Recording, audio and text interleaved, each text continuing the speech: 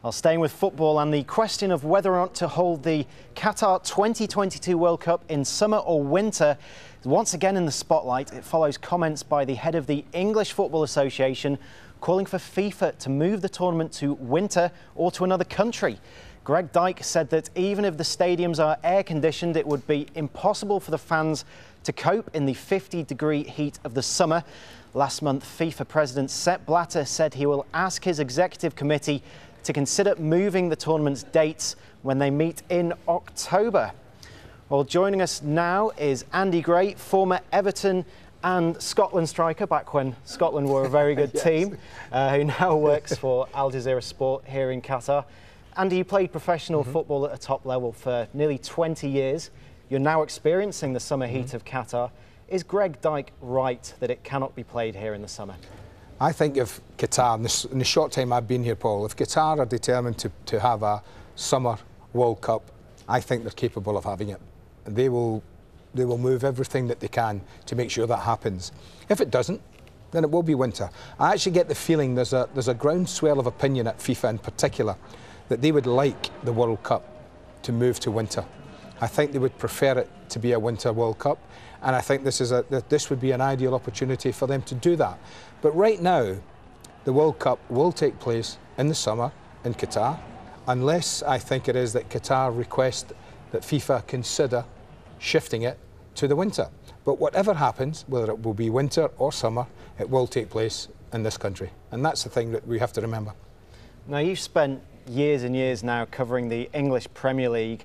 How disruptive would it be for them and other top leagues in Europe if there is a switch to winter? It would be disruptive, but not impossible to organise. For that year alone, I mean, what we have to remember is the EPL is disrupted anyway every 2 years with the Africa Cup of Nations, when hundreds of African players go back to their own country, leave the Premier League and go and play. The EPL is also pretty much the only country that doesn't have a winter break. The Bundesliga does, La Liga does, Serie A does, all these Ligue 1 in France, they all have a winter break, they're all used to it. At the moment, the English Premier League is a little bit like a voice in the wilderness. It's protesting quite loudly. Richard Scudamore in particular, not Gulf.Dyke. I think Gulf.Dyke he's a great administrator, Greg. He knows the World Cup will take place here. He thinks it will be winter, I'm not so sure.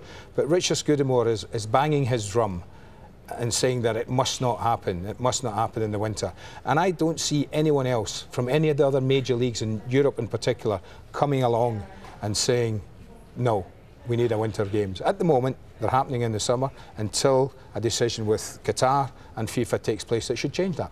I mean, what is the significance of Gulf.Dyke saying this today? I mean, is that important, or should we be listening to FIFA and should be listening to Qatar 2022? Well, ultimately we should be listening to FIFA and Qatar 2022. Qatar won a fair bidding process and were granted the rights for us to host the 2022 World Cup. FIFA were happy with that. They were happy with what they saw. They were happy with the plans that Qatar put in front of them.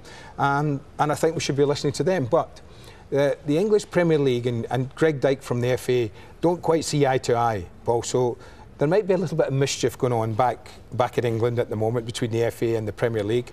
They're not as one. They do work in separate ways. The FA's power in the English game has diminished over the last 20-odd years of the Premier League, which has become hugely powerful. But I think that at the moment, no one is joining the English Premier League in protesting anyway about the World Cup being held in this country. And I don't think we'll find many other countries joining what Richard Scudamore would like to form a bandwagon.